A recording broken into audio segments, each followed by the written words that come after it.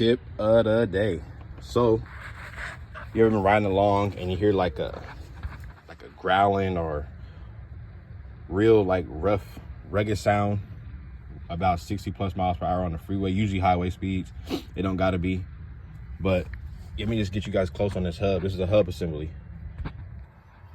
As I rotate this, you hear this? You hear that noise? At 60 plus miles per hour, this is really loud and ambient. I can hear it inside the car. Bad hub assembly. The bearings inside have worn out, either for whatever reason, multiple reasons why they failed, but this for sure has failed.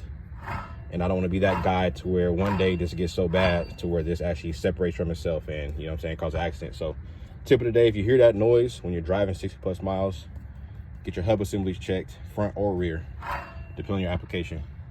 Tip of the day.